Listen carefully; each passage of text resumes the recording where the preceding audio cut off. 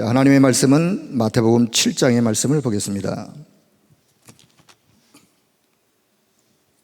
마태복음 7장 24절에서 27절의 말씀.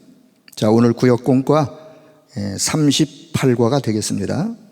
자, 책 있으신 분들은 구역공과를 찾으시면 되겠고요. 자, 마태복음 7장 24절에서 27절의 말씀. 자, 24절부터 받들어 함께 읽겠습니다.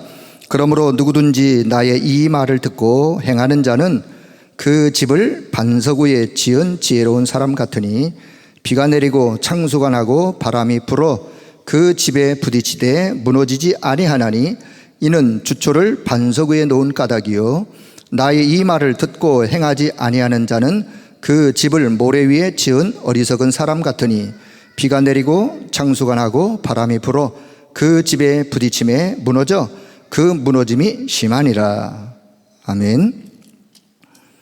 자, 오늘 구역공과 38과 신자의 신앙의 발판 10가지. 자, 신자의 신앙의 발판 혹은 믿음의 발판이라고도 한대요. 10가지. 저는 마태복음 7장 24절에서 27절의 말씀. 자, 우리가 신앙생활을 함에 있어서 신앙생활의 가장 기본적인 정리해야 될 부분이 많은 여러 가지가 있겠지만 그래도 가장 기본적인 요 오늘 10가지를 잘 이해하시면 그분은 신학교에 가서 신학을 공부 안 하셨더라도 그 어떤 그리스도인과 대화할 때 중요한 이야기를 전달할 수 있습니다. 내가 믿는 믿음은 이런 것에 근거한 믿음입니다 라고 말할 수 있어요. 사실 우리가 막연하게 믿음을 말해서는 안 되죠. 내가 무엇을 믿느냐, 믿는 거에 확신이 있어야 되고 또 그 확신이 있을 때 그 믿는 거에 생명도 걸 수 있는 것이고 그렇습니다. 믿는 것이 막연하거나 어렴풋하거나 그러면 전달하는 것도 어렴풋하게 전달할 수밖에 없겠죠. 그래서 오늘 신앙의 발판이 뭐냐? 딛고 일어서는 거예요. 이 발판이 든든해야 무너지지 않죠. 발판이 설렁설렁 아니면 또 흔들흔들 되면 그 위에 뭔가 올려놓으면 흔들흔들 되겠죠.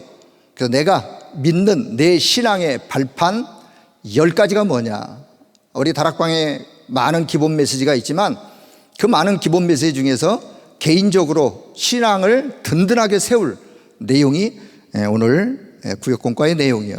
여러분이 다 아시겠지만 오늘 다시 한번 정리하는 그런 차원에서 이 말씀을 마음에 좀 뿌리를 내리는 그런 시간이 되어지기를 바라면서 서론적인 이야기를 좀 먼저 드리겠습니다. 우리가 이제 신학을 공부할 때 몇 년 동안 신학을 공부하면서 어떤 신학교든지 그 신학교에서 가장 중요하게 다루는 과목이 있어요. 그게 바로 이제 조직신학인데 왜 조직신학이 중요하냐? 성경의 핵심을 주제별로 성경의 가장 중요한 주제를 신학적 차원에서 다루고 있는 것이 조직신학이에요. 신학의 뼈대, 골격과도 같은데 그래서 이렇게 한번 신학의 골격, 뼈대라고 해도 신학의 골격, 조직신학을 조직신학에 보면 서론이 있어요. 서론에는 어떤 내용이 나오느냐? 계시, 일반 계시와 특별 계시가 있는데 계시는 뭐냐?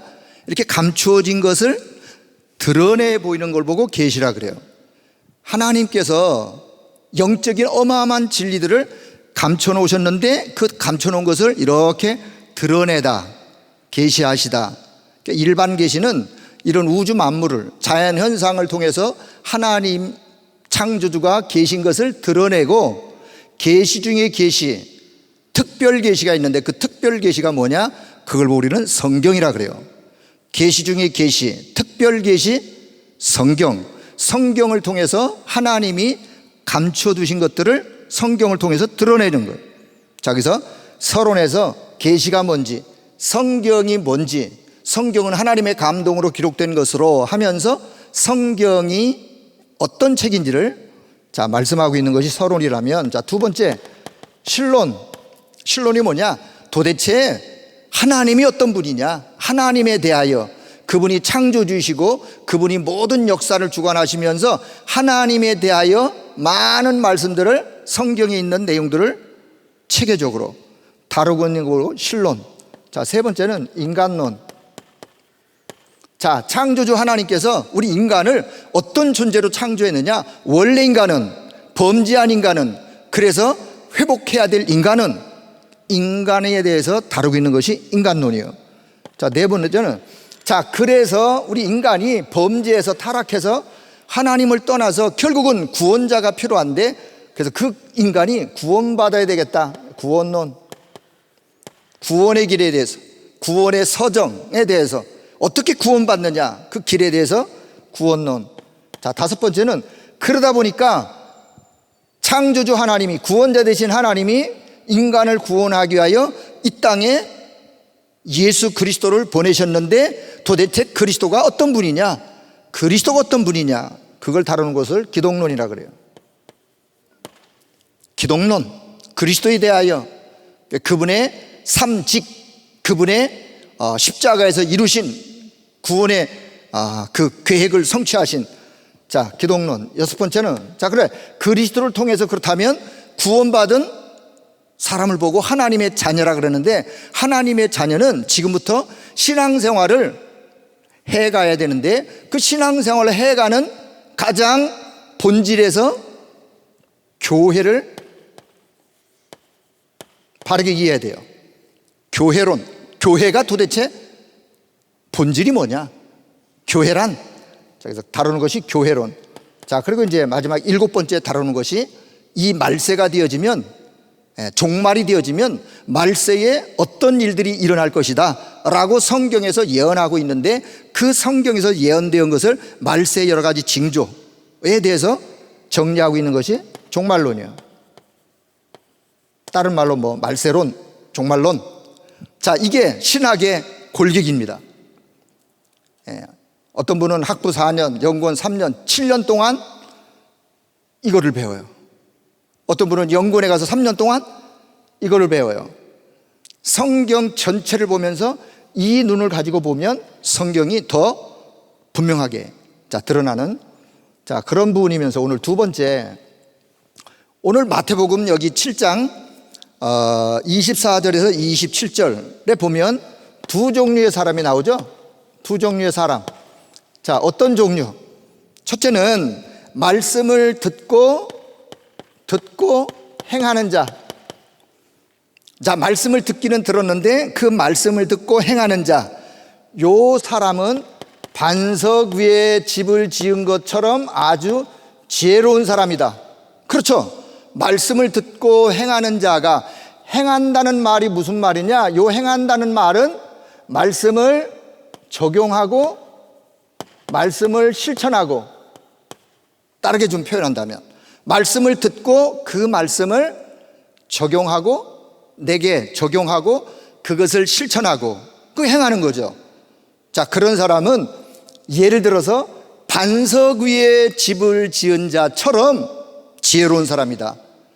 반석 위에 집을 지으면 비가 내리고 창수가, 바람이 불고 모든 어려움이 왔을 때 반석 위에 지은 집은 무너지지 않죠. 왜? 기초가 반석 위에 세웠기 때문에. 자, 요건 이제 일반적인 원리고 영적인 원리에서 조금 이따 좀 설명하겠습니다. 자, 그래서 무너지지 아니하는, 왜? 이유, 반석 위에 세웠기 때문에. 자, 계시록 1장 3절에 보니까 이 예언의 말씀을 듣는 자, 읽는 자, 그 가운데 기록된 것을 지키는 자는 뭐가 있나니? 복이 있나니.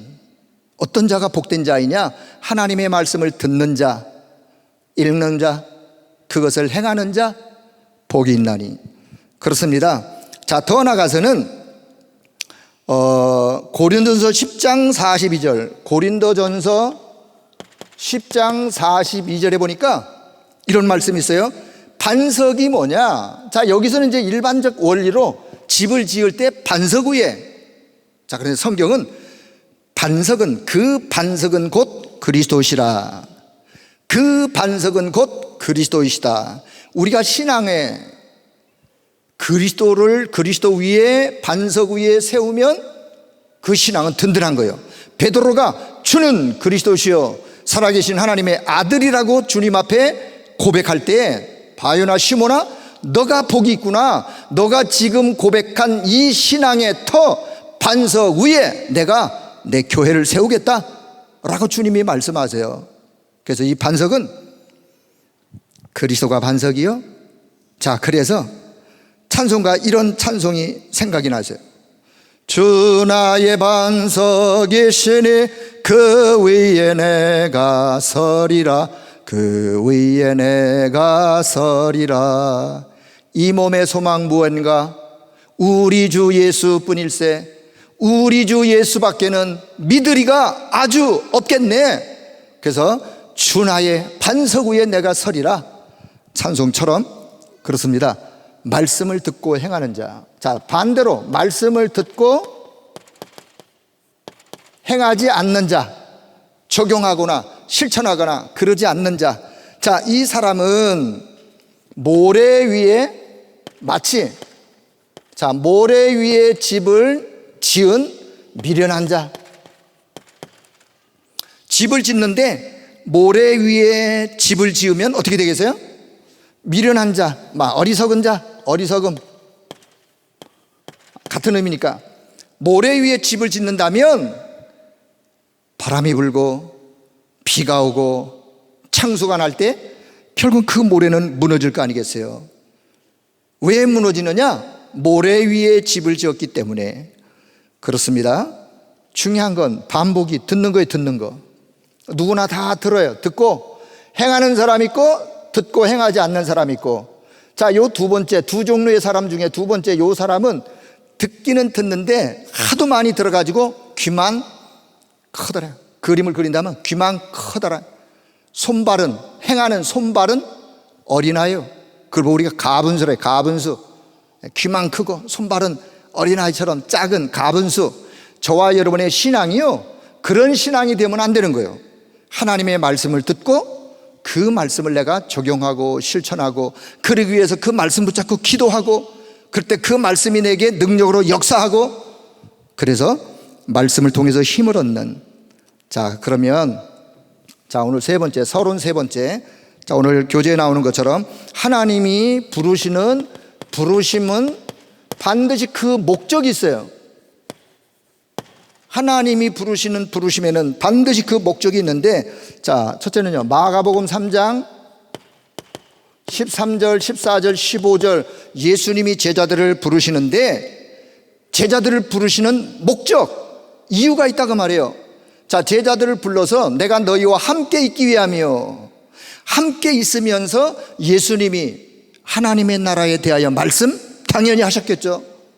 천국의 비밀, 비유를 들어서 많은 말씀들을, 그들을 산으로, 들로, 강으로 데리고 다니면서 함께 동고 동락하면서 3년 동안 예수님은 함께 있으면서 예수님이 하나님의 아들 되심을, 그리스도 되심을 말씀을 통해서, 기적과 이적을 통해서 그분이 그리스도 되심을 드러내셨어요.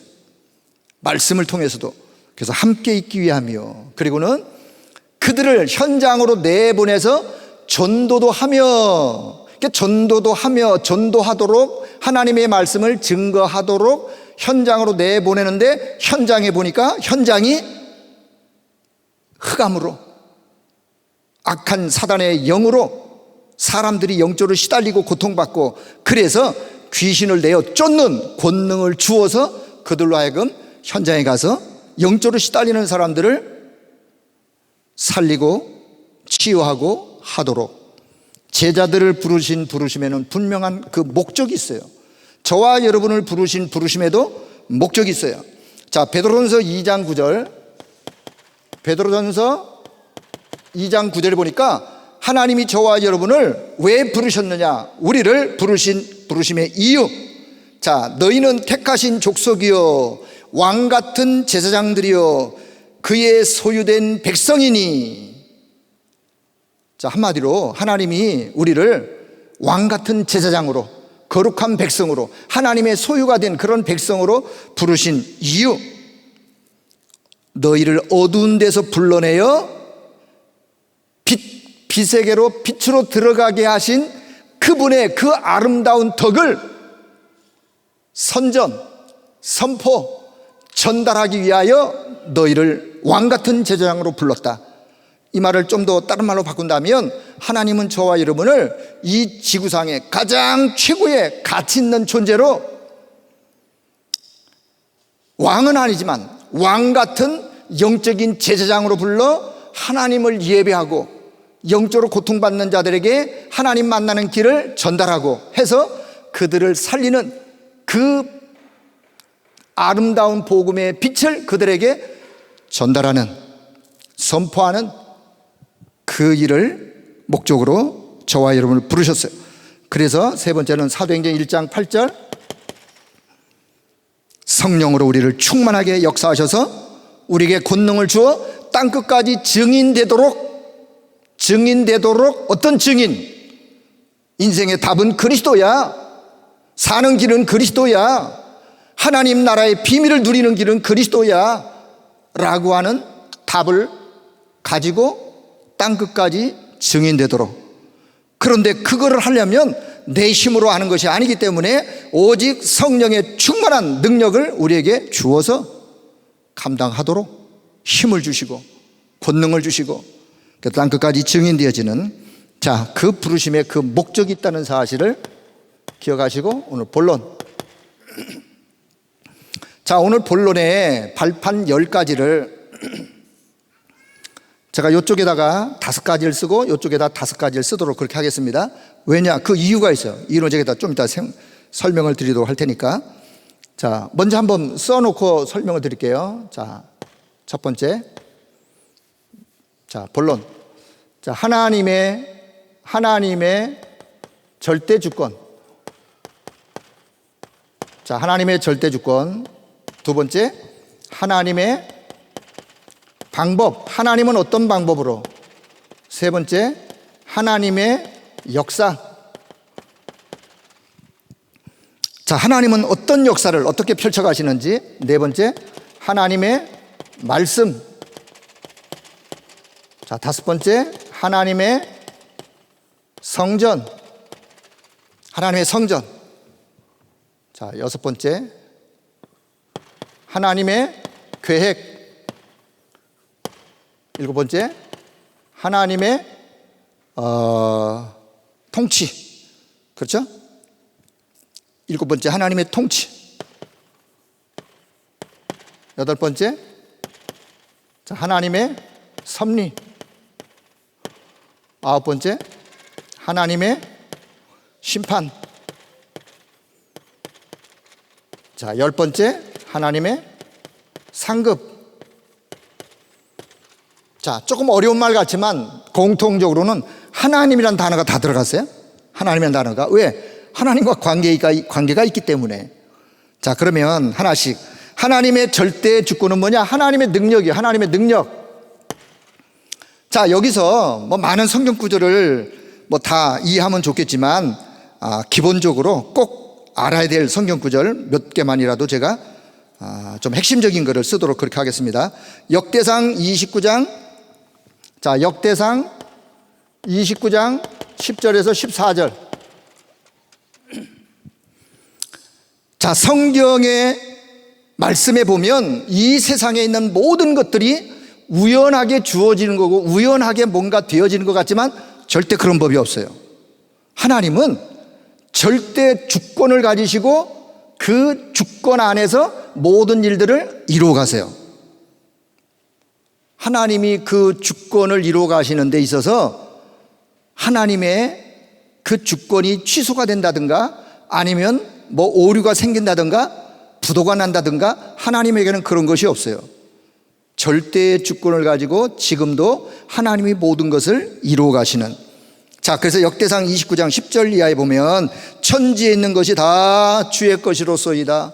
천지에 있는 우주 만물이 다, 왜? 그분이 창조주이기 때문에 다 주의 것이고, 부와 귀가 주께로 말미암고, 모든 부귀 영화가 어디로부터 오느냐? 하나님께로부터 와요. 되어지는 모든 일들이 하나님의 주권 가운데 되어져요. 자, 여러분이 인생을 살다가 도무지 이해가 안 되어진다. 하나님이 왜 그렇게 하셨을까? 하나님이 왜 그것을 허락하셨을까? 내 생각으로, 내 기억으로, 내 능력으로 아무리 이해하려고 해도 이해가 안 되어지는 것을 혹 맞이할 수 있어요. 그때는요, 빨리 어디로 돌아가면 되느냐? 하나님의 절대 주권 속으로 들어가면 돼요. 저와 여러분의 신앙은 하나님의 절대 주권을 인정하는 거예요. 절대 주권을 믿는 거예요. 하나님의 절대 주권을 인정하고 믿고 따라가면 이해가 되게 돼 있어요. 그 안에서 하나님이 행하시는 일들을 보게 돼 있어요.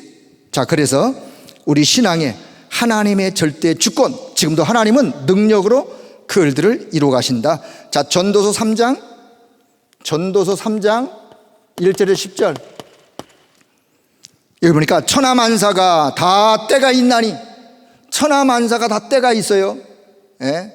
일어날 때가 있으면 누울 때가 있고, 건강할 때가 있으면 병들 때가 있고, 비가 올 때가 있으면 비가 그칠 때가 있고, 때가 있는 거예요. 때가.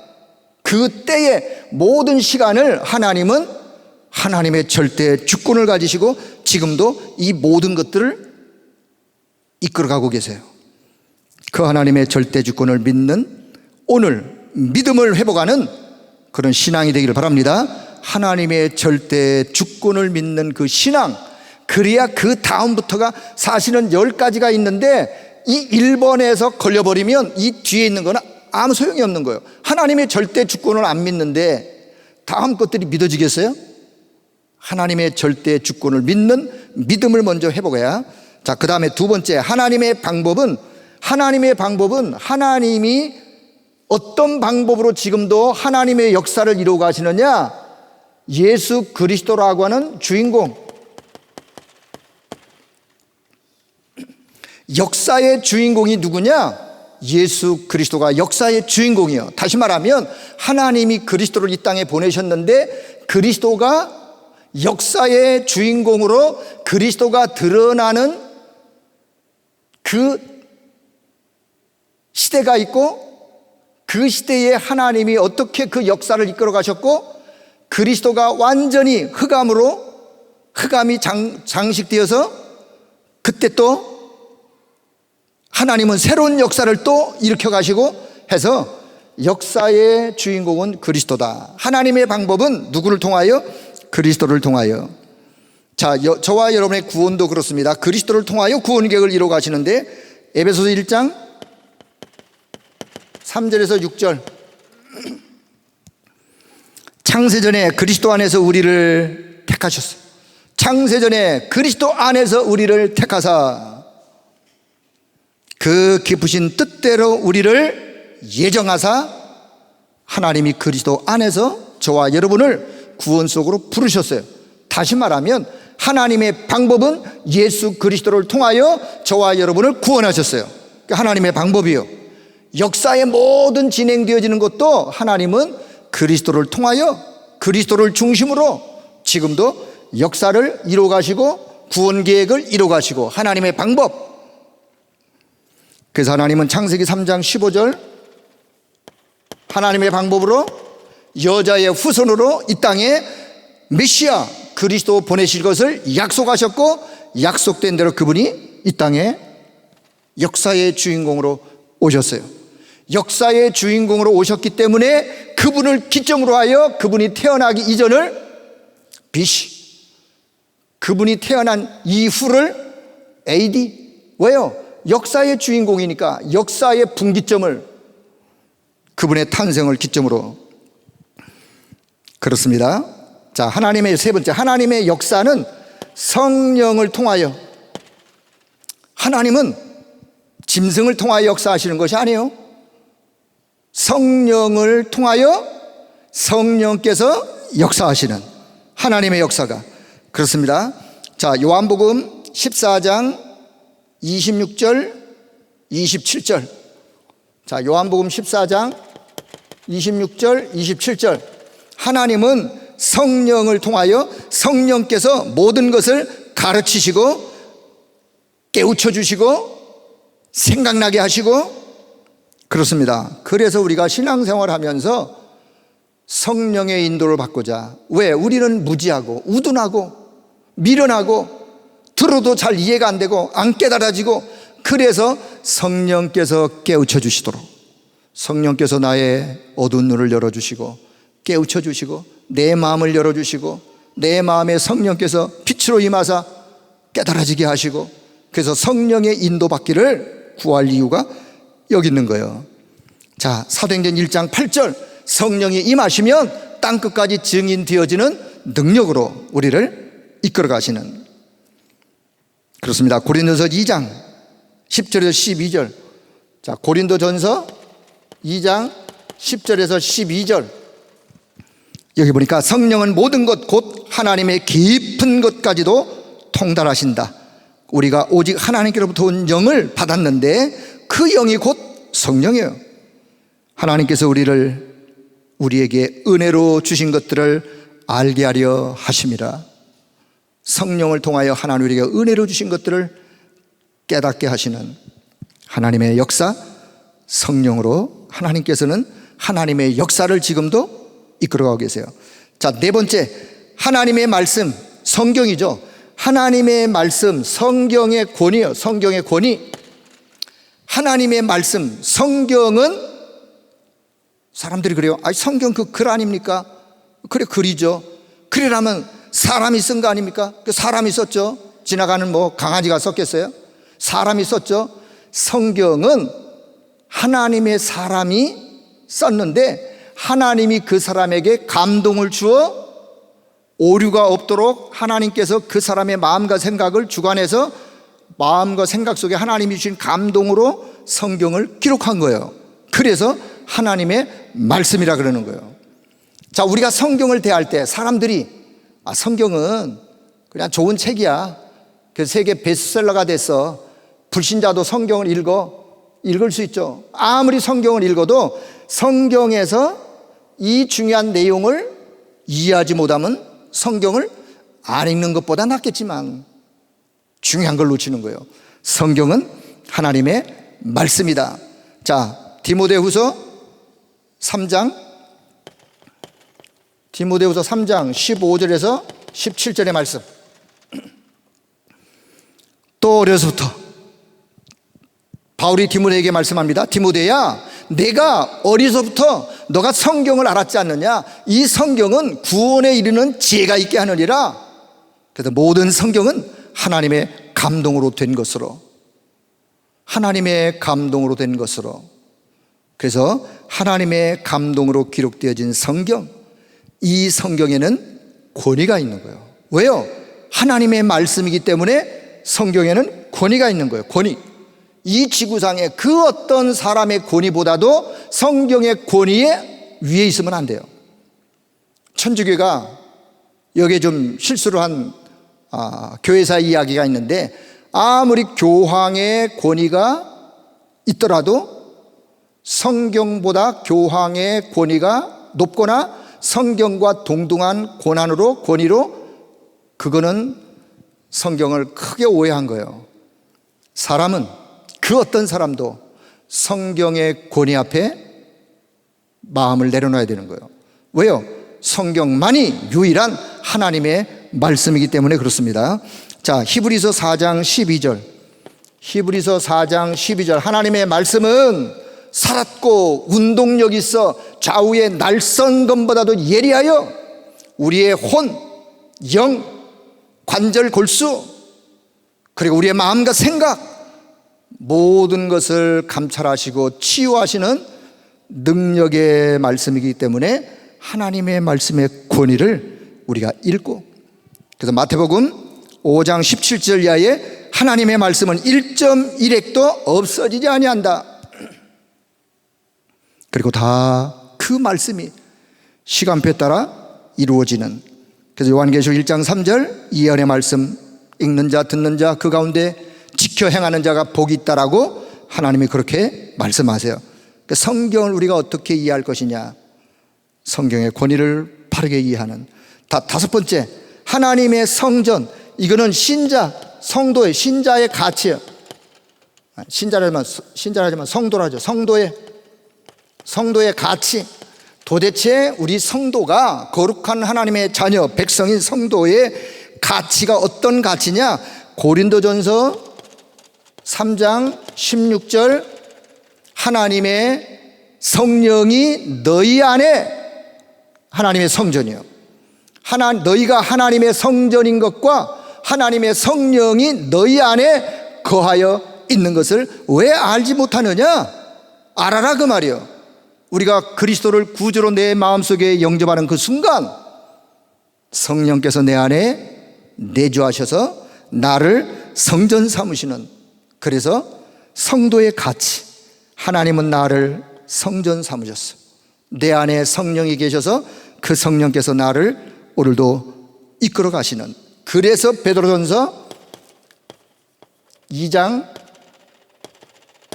9절의 말씀처럼 우리를 택하신 족속이요 왕같은 제사장으로 하나님이 저와 여러분을 부르셔서 우리의 가치를, 어마어마한 하나님의 영이 내 안에 들어와 있으니 우리 가치가 얼마나 귀하겠어요. 그래서 성도 한 사람 한 사람은 가치 있는 거예요. 하나님이 보실 때, 하나님이 지구촌의 수십억의 인구를 보시면서 어디에 관심이 있겠어요? 하나님은 내 자녀에게 관심이 있는 거예요. 내 백성에게 관심이 있는 거예요. 하나님의 영이 거하여 있는, 성전 삼고 있는 성도에게 하나님은 관심이 있는. 자, 그래서 이렇게 다섯 가지를 이해하시는데, 자, 성부, 성자, 성령, 삼위 하나님이 내게 성경을 주셨어. 말씀으로 성경을 주셨어. 그 삼위 하나님이 내게 말씀을 주시고 삼위 하나님이 영으로 내 안에 들어오셔서 성전 삼으셨어요. 이렇게 이해하면 다섯 개가 그냥 이해돼요. 자, 한 손에 다섯 개를 딱 잡는 거예요. 성부, 성자, 성령, 삼위 하나님이 내게 말씀으로 말씀 주셨어. 성부, 성자, 성령, 삼위 하나님이 영으로, 성령으로 내 안에 오셨어. 나를 성전 삼으셨어. 이렇게 해서 딱 삼위 하나님이 말씀으로, 영으로 나와 함께 하신 사실을 언약으로 하나 딱 잡는 거예요. 딱 잡은 그 사람이 사는 현장이 하나님의 계획이 있는 거예요. 자, 그 사람의 삶의 현장, 그 사람이 살아가는 현장이 뭐냐? 현장이 선교지예요. 어떤 사람이 요 다섯 가지가 언약으로 잡혀진 사람이 있는 현장, 학교면 학교, 회사면 회사, 군대면 군대, 어디든 내가 있는 현장이 뭐냐? 선교지예요. 선교지. 거기에 뭐가 있냐? 하나님의 놀라운 계획이 있어요. 어떤 계획? 구원하시는 하나님의 놀라운 계획. 자, 그런데 사도행전 10장 38절에 보니까 그 현장이 어떤 현장이냐? 마귀에게 눌려있는 자들이 고통 속에 있는 그 현장, 마귀에게 눌려있는 고통 속에 있는 현장, 그 현장에 하나님이 저와 여러분을 두셨다니까요. 그 눈을 여시는 거예요. 현장의 눈을. 자, 그리고는 사도행전 13장, 자, 사도행전 13장 48절 보니까 마귀에게 눌려있는 그런 현장 속에도 누가 있느냐? 영생을 주시기로 작정된 자가 있는 거예요. 영생을 주시기로, 다시 말하면 구원하시기로 계획된, 작정된 자가 있는 거예요. 그 자에게 하나님이 구원 계획을 이루어 가시는 거예요. 자, 그래서 그 구원 계획을 이루어 가기 위하여 하나님은 나에게 사도행전 18장 1절 4절처럼 직업도 주시고 기능도 주시고 달란트도 주시고, 그래서 하나님이 나를 이 산업을 하게 하셨구나. 브리스길라 부부가 고린도 지역에 사는 이유, 그의 산업을 통해서 하나님은 어떤 계획을 가지고 계시는지, 브리스라 부부를 통해서 하나님은 고린도에 말씀운동이 일어나고 전도운동이 일어나서 거기에 구원받을 하나님의 백성들을 찾고 세우는 그것 때문에 하나님이 브리스라 부부를 로마에서 고린도로 오게 하셔서 고린도 지역 복음화의 주역으로 쓰시는 그 하나님의 계획이 있는 거예요. 그 구원 계획이, 그 현장의 계획이. 자, 그래서 창세기 39장 1절에 6절에 보니까 노예로 갔던 요셉도 노예 현장에서 하나님의 계획이, 어떤 계획이, 그 보드발의 집을 복음으로 치유하고 복음으로 살리고 애굽이라는 그 당시에 최강대국 그 나라를 하나님은 요셉을 통해서 구원 계획을 이루어 가시는, 요셉이 있는 현장에 하나님의 계획이 있는 거예요. 자, 그래서 하나님의 계획은 내가 있는 모든 현장이 선교지이다.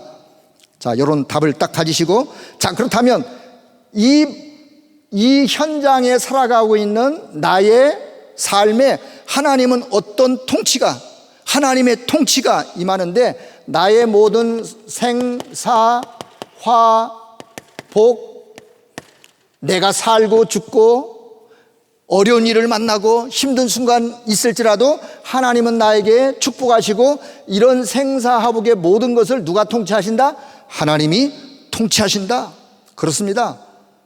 저와 여러분의 생명을 누가 주관하시느냐? 하나님이 주관하시는 거예요. 저와 여러분이 살고 죽는 것이 질병의 세력이 아니라 하나님의 손에 있는 거예요.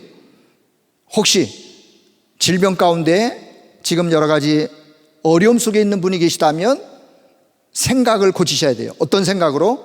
내게 육체의 질병이 있을 수 있어요. 왜요? 우리 인간이 그런 연약한 존재니까. 내게 있는 이 질병이, 내게 있는 이 암 세력이 내 생을 주관하는 것이 아니다. 그래야 믿음의 기도를 그분이 기도할 수 있는 거예요. 어디에서? 그 현장에서, 그 고통 속에서 절대 주권자 되신 하나님을 바라보고 나의 모든 인생을 주관하시는, 통치하시는 하나님을 바라보면서 믿음으로 기도할 수 있는 거예요. 병마의 세력과 흑암 세력과 영적 싸움을 싸울 때 믿음으로 기도할 수 있는 거예요. 자, 그래서 생사화복의 주관자, 시편 139편 1절에서 10절, 시편 기자의 고백, 나의 앉고 일어서고 나의 생각, 나의 모든 행위, 내가 내 혀의 말, 모든 것들을 하나님이 다 알고 계실 뿐만 아니라 지금도 그 속에서 통치하고 계시는. 그래서 139편 7절에 보니까 내가 주의 영을 떠나 어디로 가며 주의 앞에서 어디로 내가 피하리까? 안 계신 곳이 없는 하나님, 이 지구촌에 내가 하나님의 눈을 피해서, 하나님의 낯을 피해서 도망을 갔다 어디로 가겠어요? 지구를 떠나면 어디로 가겠어요? 하나님이 안 계신 곳이 없어요. 딱 한 군데 하나님이 안 계신 곳, 지옥은 하나님이 안 계세요. 그 외에 이 지구촌의 우주에 하나님이 안 계신 곳이 없이 하나님의 통치가 오늘도 임하고 있기 때문에, 나의 생사 화복을 주관하시기 때문에.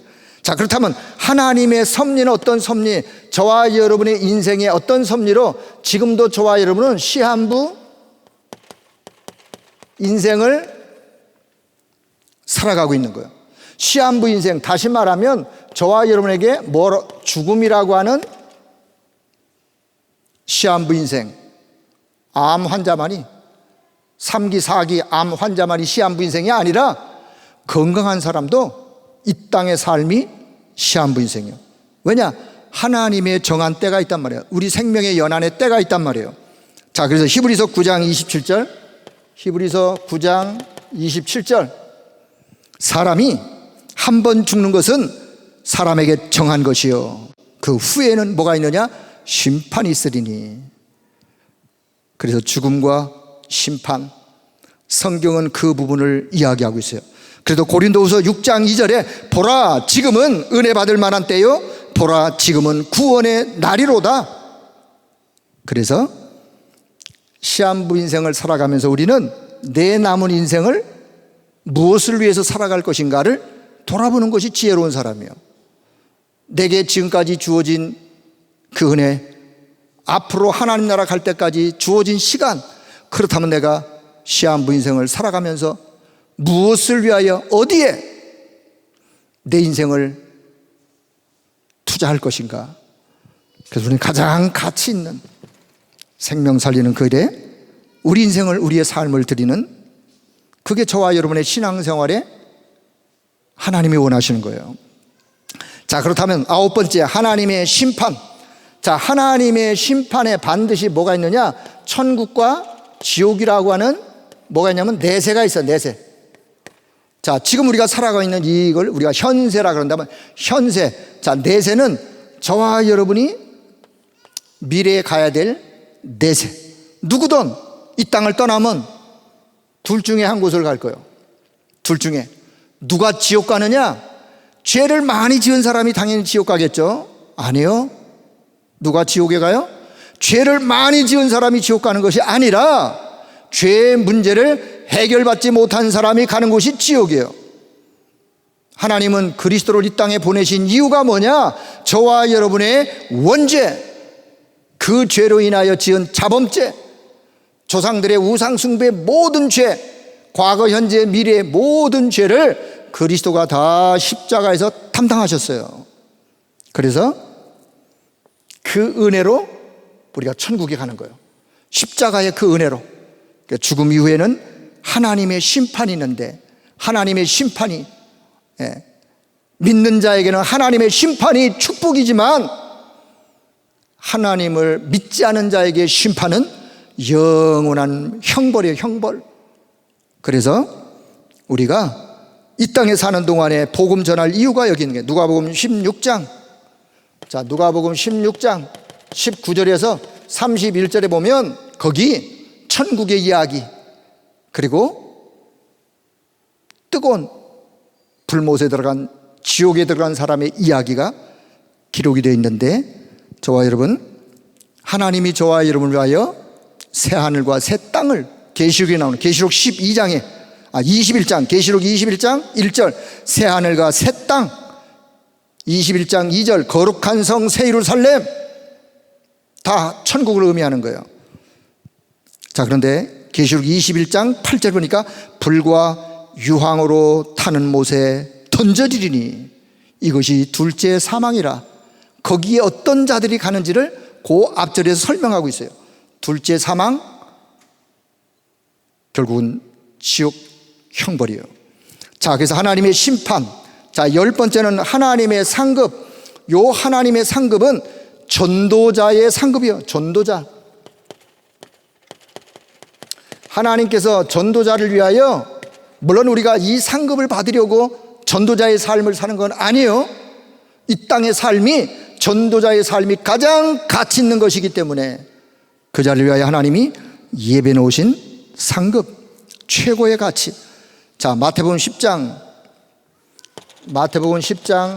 40절에서 42절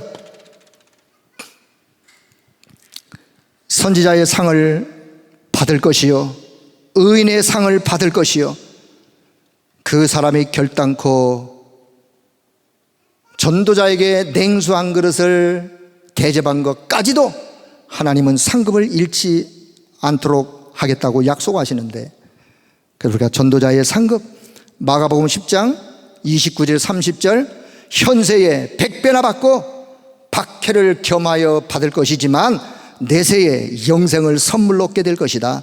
그렇습니다. 하나님은 전도자에게 가장 가치 있는, 자, 이 땅에서 어떤 삶을 사는 것이 가장 가치 있는, 많은 사람을 도와주고 많은 사람을 뭐 이렇게 선행을 베풀고 자비를 베풀고, 물론 그것도 필요하겠지만 하나님이 원하시는 우리 인생은요, 가장 가치 있는 거기에 내가 헌신하여 가장 가치 있는 일에 헌신하고 내 인생을 드리는 거예요. 그 가장 가치 있는 일이 뭐겠어요? 여러분, 가장 가치 있는 일은요, 하나님이 저와 여러분에게 주신 답이 있어요. 답. 인생의 답, 그리스도. 인생의 답, 오직 그리스도. 요 답을 가지고 내가 사는 사람을 살리고, 답으로 살리는 거예요. 내 지식으로 살리는 게 아니라 살리고 그 사람을 치유하고 그 사람을 렘넌트 서밋으로, 렘넌트도 서밋으로, 기존 신자도 서밋으로. 서밋이 뭐예요? 하나님이 주신 답으로 많은 사람들에게 영향을 주어서 그 사람을 다시 하나님의 사람으로 세우는 게 서밋이에요. 요 답으로 살리고 237 살리고 237 다민족 살리고 치유하고, 영적으로 치유하는 영적 치유부터, 그리고 렘넌트를 서밋으로 세우는 237 치유 서밋. 무엇으로? 답으로. 무슨 답? 오직 그리스도라는 인생의 답, 그 답 가지고. 그래서 이 축복을 전달하는 사람을 보고 우리는 전도자라 그러는데, 이 전도자의 상급은 어마어마한 하나님이 약속하신 상급. 자, 그러면 다시 이제 결론을 맺기 위해서 다시 한번 볼게요. 성부, 성자, 성령 삼위 하나님이 내게 말씀 주신 그 말씀은 권위 있는 말씀이다. 성부, 성자, 성령께서 영으로 내게 임하여 나를 성전 삼으셨다 해서 요것이 전제가 딱 되어져야 그 다음에 요 사람이 사는 현장, 그 현장을 향한 계획이 있는 거예요. 그 현장에 생사화복을 하나님이 주관하는 거예요. 그 현장에 하나님은 놀라운 섭리를 가지고 그 현장 속에서 그 사람의 인생을 축복으로 이끌어 가시는 거예요. 그래서 모든 생사화복이 내가 남아있는 시간을 가장 가치 있는 그 일에 해서 영원한 천국, 하나님의 나라를 믿음의 눈으로 내다보면서 오늘도 믿음의 걸음을 걸어가는 거예요. 그 자를 위하여 하나님이 예비해 놓으신 상급, 천국을 포함하여 예배해 놓으신 상급을 바라보면서 믿음의 걸음을 한 걸음 한 걸음 걸어가는 것이 신앙의 발판 10가지의 핵심이에요. 자, 그렇다면 결론, 전도자의 결론. 자, 전도자 바울의 전도 캠프가, 자, 사도행전 9장 15절, 바울이 예수 믿는 자를 핍박하고 예수 믿는 자를 잡아 죽이고 이런 어떤, 왜요? 바울은 유대인으로서 그렇게 하는 것이 하나님을 잘 믿는 거라고 알았거든요. 예. 그래서 예수 믿는 자들, 왜? 예수님이 그리스도라고 말하니까 바울의 눈에는 이것들이 지금 신성을 못 오가는 것처럼 이렇게 말하고 있어. 이렇게 해서 예수 믿는 자들을 잡아 죽이는 일에 앞장섰던 유대인이요, 율법학자요, 최고의 권위 있는 사람이요. 그 사람이 어느 날 법적인 공문을 가지고 예수 믿는 자들을 잡아 죽이러 가다가 다메섹이라는 지역을 지나가다가 부활하신 그리스도 앞에 꼬꾸라졌어요. 그리고 아나니아라는 제자가 그 청년 바울을, 그의 옛 이름은 사울인데 그 자를 자기 집에 데려다가 며칠 동안을 함께 있었어요. 며칠 동안을 함께 있을 때 뭐 했겠습니까? 그 중요한 시간에, 그 짧은 시간에, 우리 처음 만났으니까 우리 한번 화투치기나 한번 합시다. 화투치기 했어요? 아니, 우리 옛날 이야기나 좀 합시다. 그랬겠어요? 지금 눈이 멀어 식음을 전폐하고 있는 이 청년에게 제자 아나니아는 자기가 깨달은 것, 자기가 발견한 것, 하나님이 주신 그 은혜를 쏟아 놓았을 거예요. 당신이 핍박하던 그 예수가 바로 그리스도가 되십니다.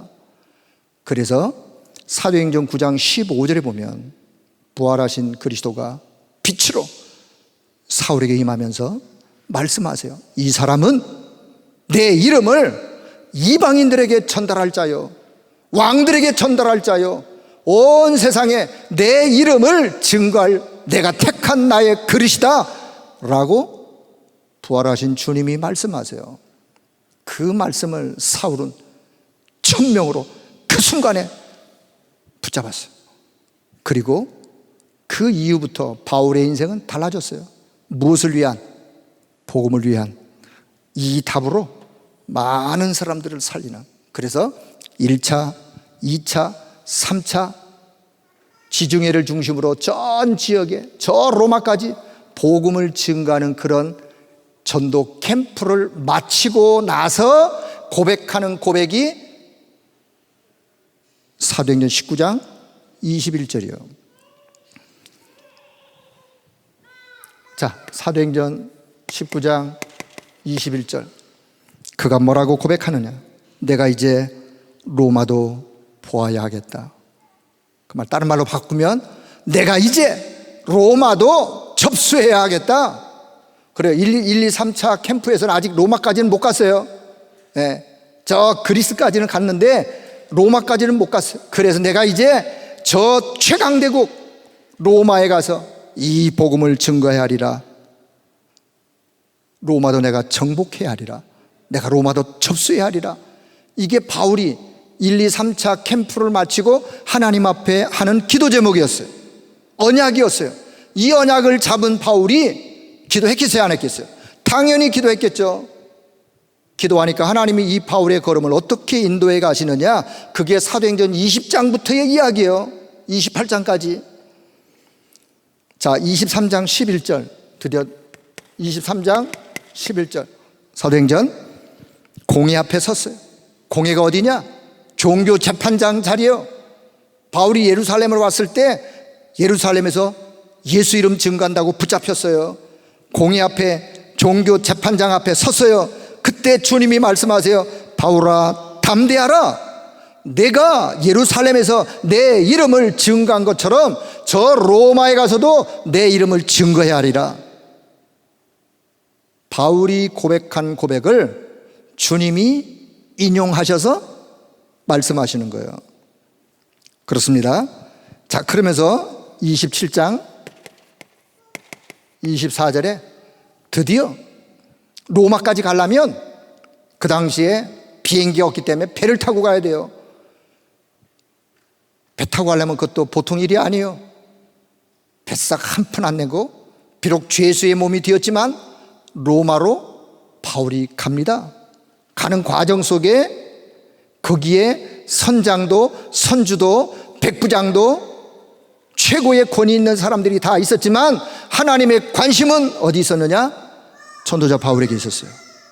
유라굴로 광풍이 일어날 때 선장도 선주도 백부장도 답이 없었어요.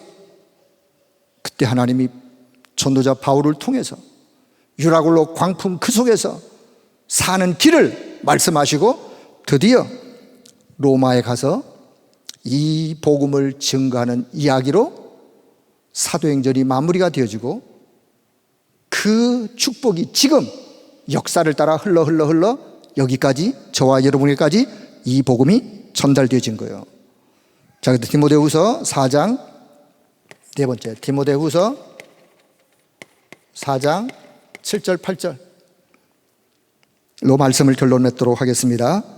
바울이 드디어 이제 이 땅을 떠날 시간표가 가까웠어요. 바울이 고백합니다. 나는 선한 싸움을 싸우고 나의 달려갈 길을 마치고 믿음을 지켰으니 이제 이 후에는 하나님이 나를 위하여 의의 면류관이 예비되어 있는데 나뿐만 아니라 이 축복의 대열 속에 참여한 모든 자들에게 하나님이 예비하신 축복임을 증거하는 이야기로 바울은 디모데에게 편지를 써서 전달하면서 우리의 가슴에 우리도 이 길에 서 있다는 사실을 증거하고 있어요. 자, 이제 말씀의 결론을 맺도록 하겠습니다. 우리가 신앙생활을 할 때 어렴풋하게 하는 것이 아닙니다. 우리는 확실한 것을 언약으로 잡고 하는 것이 신앙생활이요. 당신은 무엇을 믿습니까? 라고 누군가가 질문할 때 저는 이 부분을 이렇게 믿습니다. 성경에 66권의 많은 말씀이 있지만 그 말씀을 가장 정확한 핵심으로 성경의 뼈대를 골격을 이야기하면 우리가 믿는 10가지, 이것이 우리의 발판, 이 발판 위에 딱 설 때 흔들리지 않는 거예요. 이 발판이 흔들흔들되면 우리 신앙도 흔들흔들 할 거예요. 자, 지금 여러 가지 어려움 시대가 종말이 되어지면, 말세가 되어지면 지금보다도 더 어려운 시대가 올 거라고 이미 성경은 예언하고 있어요. 지금이 어렵다고 한다면 그때는 어떻게 할 건데요?